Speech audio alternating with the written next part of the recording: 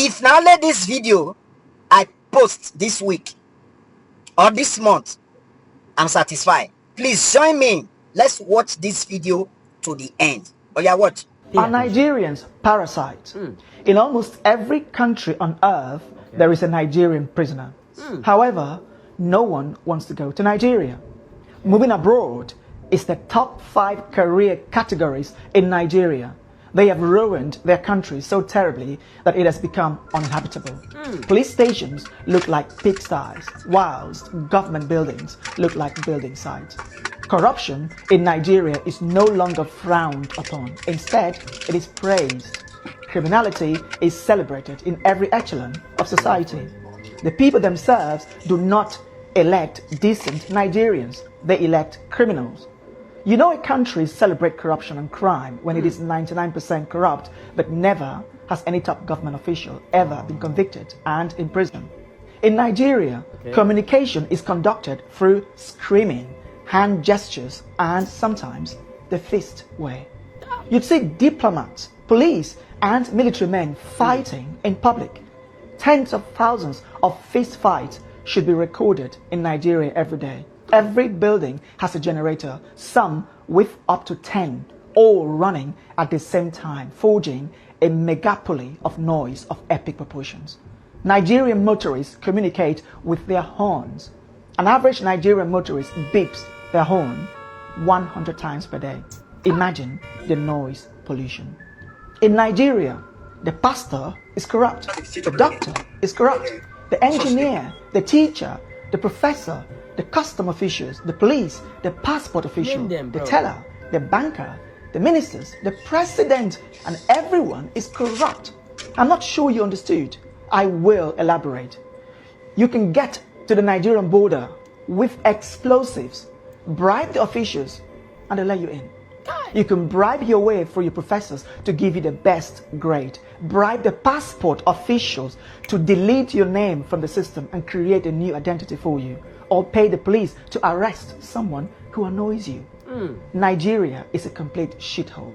Now imagine people raised under such chaotic system coming into your country. From the day they were born, they bribed their way through the authorities, school, and even employment. When a government job opening becomes available, the person in charge sells it to the highest bidder. You see, this is not talked about enough. I have given this a serious thought before making this video, and it breaks my heart that I have to make it. A Nigerian have no sense of queue, keeping the street clean, respect authority, law and order, or the faintest idea of customer service. There is only one thing on the mind of a Nigerian: make money and buy respect. They have succeeded in creating nations within their country. The Hausa, Yoruba, and Igbo effectively have quasi-nations within Nigeria. You should see them bashing, fighting, hating, and disparaging each other instead of working together to fix up the world's greatest human shithole ever put together, called Nigeria. Let me take you around the world.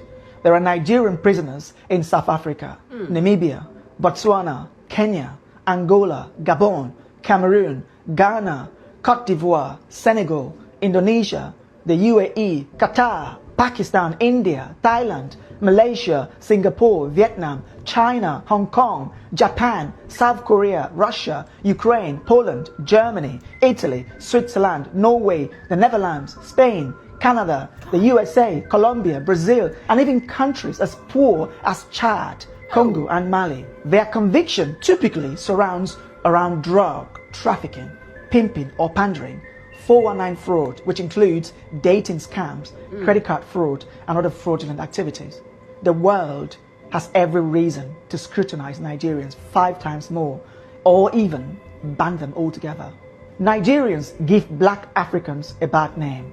I bet you Namibians, Botswana, Kenyans, Angolans, Senegalese, Burkinabes, South Sudanese, or South Africans commit the least crime of all Africans who live in the West, South America, and East Asia. Botswana, Namibians, South Africans, and Kenyans don't leave their countries like Nigerians do. When they do so legally, and when they are in your countries, they are 10 times more likely to abide by the law of the land and stay away from crimes. In contrast, Nigerians would fight in public at every opportunity. They have one of the lowest levels of etiquette in the world. 7 out of 10 Nigerians have been involved in public fighting in their lives, as this is our Nigerian way of resolving disputes. Now imagine letting someone who doesn't understand law and order not to litter, not to urinate in public, how to dialogue instead of yelling and using their fists in your country. What do you think will happen? They don't get along with their neighbors or other African countries. How do you think they'll get along with the world's most evolved and developed societies of the West and East Asia? The Nigerian sees the humane laws of your country as a weakness to exploit. As with everything, nothing is 100%. I know this. There are some good Nigerians, but almost every Nigerian is infested with that corrupt mindset.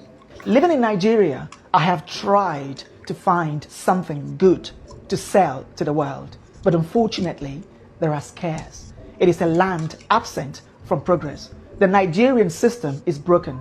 Nigeria is not even a country. A Hausa person hates the Igbo person to the extent that they can wipe them out.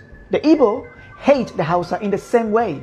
The Yoruba have a fundamental hatred for the Igbo that they'll rather die than elect an Igbo person, whilst the Igbo are the world's most arrogant, self-deluding, zero-etiquette people of Africa. These 3 major ethnic groups, Hausa, Igbo, and Yoruba, each have over 40 million people, with the Hausa nearing 65 million. Now imagine putting Spain, England, and Poland into one country.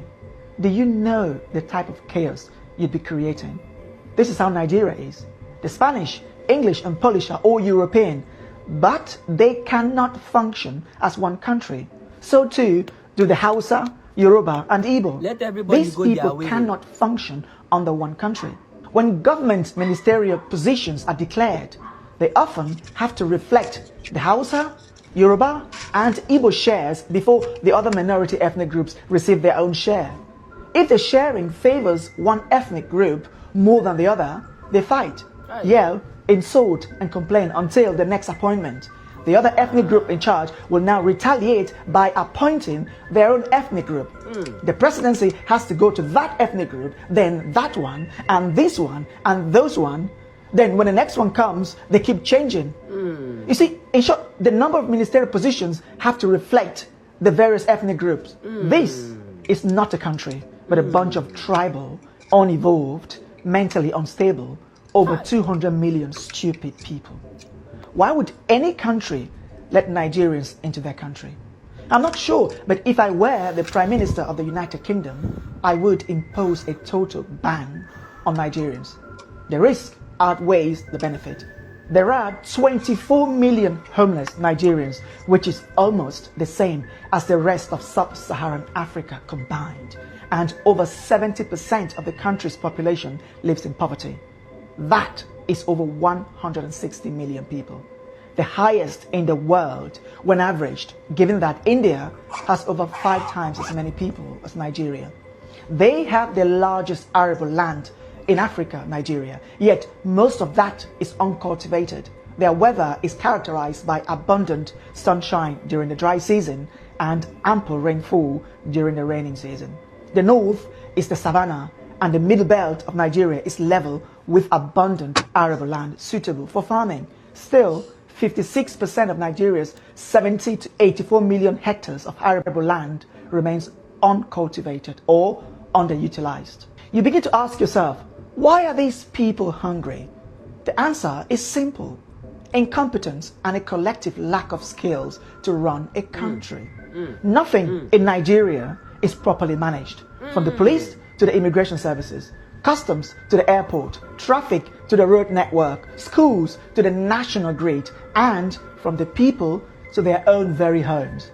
Nigeria is a chaotic society where people exhibit some of the lowest levels of etiquette and quality known to man. And most of these people are looking for ways to obtain visas to the various developed and semi-developed countries so that they can bring that chaotic upbringing from Nigeria to the world. I have tried to find a better way to euphemize this video. Still, after months of procrastinating, I couldn't find a better way to organize my words, but to say it as it is.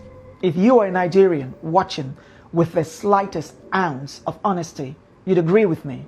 We have earned the badge of honor of being amongst the worst in the world. Poverty isn't why Nigerians are dishonest, criminal-minded, corrupt, and everything else. Nepal is a poor country. How many Nepalese have you seen committing crimes around the world? Chad, Burkina Faso, Mali, Myanmar, Tajikistan, and South Sudan are poor. You can't see them going around the world committing crimes. Of the world's 195 countries, there is a Nigerian prisoner in 60% of them, the highest of any country on earth. That is not